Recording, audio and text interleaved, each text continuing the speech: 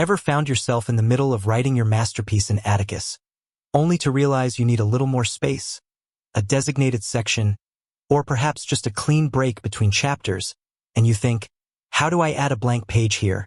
If you've been there, you're not alone.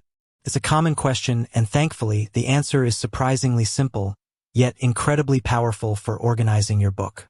You see, while Atticus is lauded for its intuitive design and robust formatting capabilities, sometimes the most basic functionalities can feel a little hidden if you're not sure where to look. We're all so used to word processors where hitting enter a few times gets you a blank space, or inserting a page break is a single click. Atticus, with its focus on book publishing, approaches things a little differently and for good reason. It's not just about adding an empty sheet. It's about strategically placing content, ensuring proper flow for both print and ebook formats. Think about it. In a physical book, a blank page isn't just an accident. It often serves a purpose. It might be a section break, a deliberate pause before a new chapter, or even a placeholder for future content like an author's note or a dedication page that you haven't quite finalized. In the digital realm, especially with reflowable ebooks, the concept of a blank page can be a bit more fluid. Atticus understands this nuance, providing tools that ensure your structural decisions translate seamlessly across various platforms. So let's dive into the core of it. How do you add those elusive blank pages in Atticus? The key lies in understanding Atticus's philosophy of elements and chapter breaks. Atticus doesn't just treat your content as a continuous stream, it breaks it down into manageable, publishable units. And that's where the magic happens for adding blank space. There are primarily two main ways to effectively add blank pages or sections in Atticus, each serving a slightly different purpose, but both achieving the desired outcome of creating visual or structural separation. The first, and perhaps most straightforward method, involves utilizing chapter elements. Now, don't let the word chapter mislead you. An element in Atticus can be anything from an actual chapter to a dedication, an epigraph, an acknowledgement section, or even just a simple blank page. To do this, you'll navigate to your manuscript section on the left-hand sidebar in Atticus. Here, you'll see a list of all your existing chapters and elements. At the bottom of this list, you'll find a button that says, Add Chapter/Element. Click on that.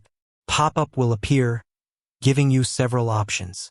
You can choose to add a new chapter, a part, or various front matter and back matter elements like a dedication, title page, or about the author. However, for our purposes of simply adding a blank page, you'll want to select Blank Page. Once you select Blank Page, Atticus will instantly insert a new, completely empty page into your manuscript. You can then drag and drop this blank page anywhere within your manuscript outline to position it exactly where you need it. Want a blank page after your table of contents and before your first chapter? No problem, just drag it into place.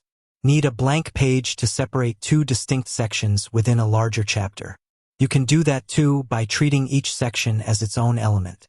This method is fantastic for creating true, standalone blank pages that act as significant dividers in your book.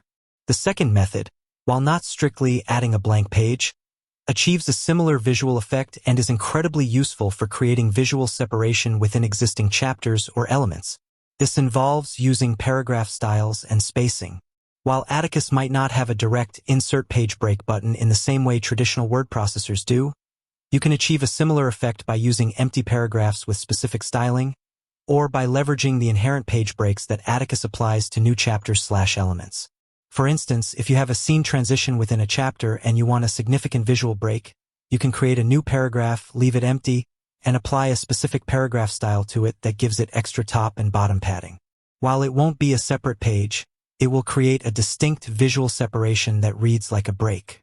More importantly, every time you add a new chapter or element, like the blank page element we just discussed, Atticus automatically inserts a page break. This is fundamental to how books are structured. So, if you're thinking you need a blank page before a new chapter, the easiest way to achieve this is to simply add a blank page element and place it directly before your new chapter. Atticus will then ensure that your new chapter starts on a fresh page, often after a preceding blank page if that's how you've arranged your elements. Let's consider some practical scenarios. Imagine you're writing a nonfiction book and you want a blank page before each new part of your book.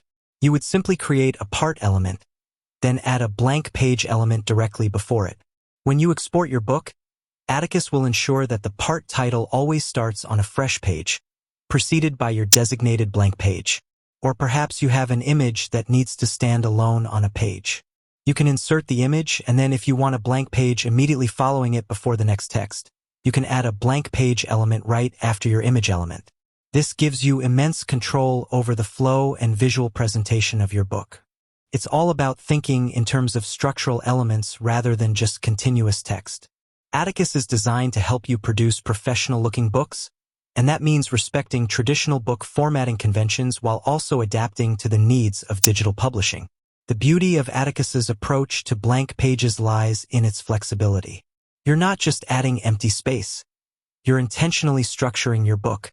This has profound implications for both print and ebook versions. For print, it ensures proper pagination and visual breaks. For ebooks, while the concept of a page is more fluid, these structural elements still inform the reader's experience, providing clear divisions and preventing content from running together in an unreadable stream. With that said, thanks for watching, and until next time.